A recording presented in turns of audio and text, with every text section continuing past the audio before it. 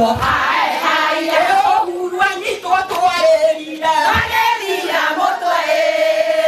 Uhuru anyitwo. Hai hai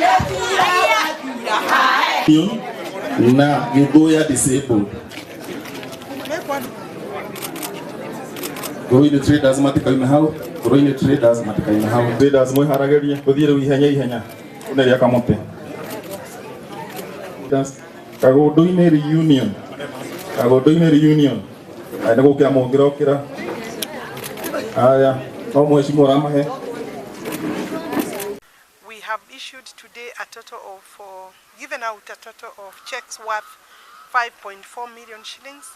This is our fifth dispatch of checks since this fund got implemented, since we started implementing the fund. And the total amount of money that so far we have given, phase 1 to up to 5, is 39 million shillings revolving within the constituency. And for me, that is a very good step forward in terms of empowering the ordinary person. A total of 468 women, youth, and persons with disability groups, registered self-help groups, have become beneficiaries of that money. And today we gave out 68 groups. And for me, these are the kind of things we need to accelerate and make them easily accessible, this kind of money, and increase the funding, even as the government, through the Ministry of Public Service and Gender and National Treasury Planning, Ministry of Finance,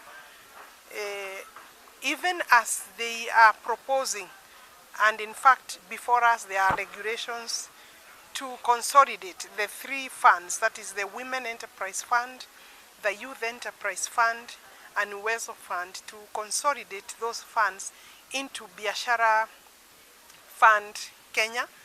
It's an idea, it's the regulations that have been coming before the committee, and I think we have had the opportunity to comb through the regulations now for the third time.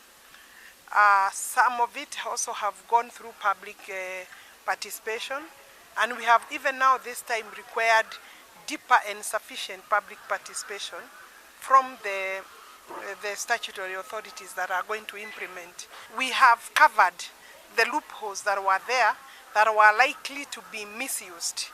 The mischief that we had seen earlier on of allowing access to this fund to banks, commercial banks, even as they had proposed to consolidate. The objective of the fund was to make easily accessible money to those vulnerable groups, the women, the youth, and persons with disability. A clip circulating and also some news item yesterday or day before yesterday, where Dr. Kibicho, the Principal Secretary, Interior Ministry and National Coordination, a public servant, state officer, daring the Member of Parliament elected by the people of Ndia, George Kariuki, with a political visitation. And indeed, he is sponsoring a candidate or candidates in Ndia using public resources, because even that meeting was facilitated by the government, where Kibicho introduced a candidate to fight the Member of Parliament for Ndia.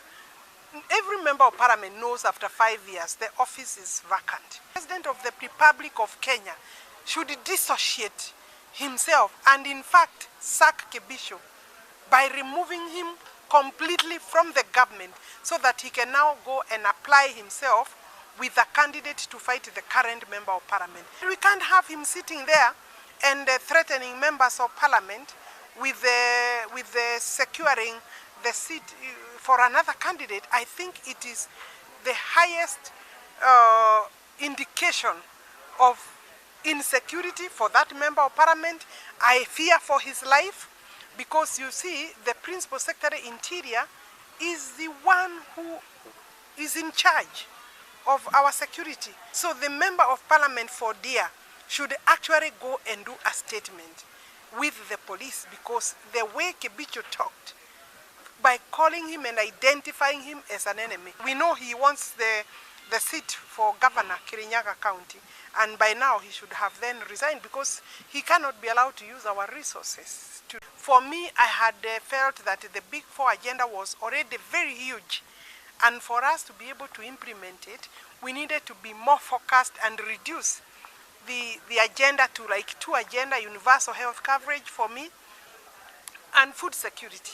Those, if you now include housing, you would have to choose either whether you want to do housing or food security. And for me, food security, so that you can provide irrigation water plus even domestic water, and then also ensure that every Kenyan can access standard, free, accessible health care, of economic empowerment, a conversation that we need to start thinking about the ordinary Kenyan who is doing small business. Are the groups and the people we should bring on table when we are discussing government policy, when we are discussing about resource allocation and distribution.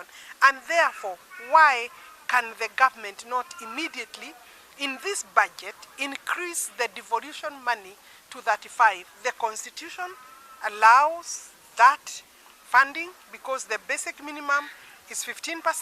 So don't tell us that the BBI is necessary so that you can have more money.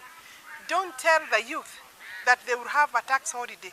They don't have the jobs. First, let's create the jobs. And if the Uhuru is the tool available, don't tell us it's a 16th century or 14th century tool, because we have seen it is a tool that is actually being used by the NYS.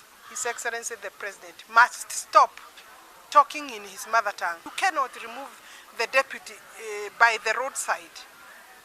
Visit the Constitution and you will find the route through which you can be able to remove the deputy president, if we have reached that point. Ikina itakuwa sawa. Na uhoro wa aitanire toro dire muhu. Gei. Kuma gei cia. Wako wa bibia eu hau ne tokiona na twakinya githurano. Kaundu kaya kai ka mwico biu. Ni ati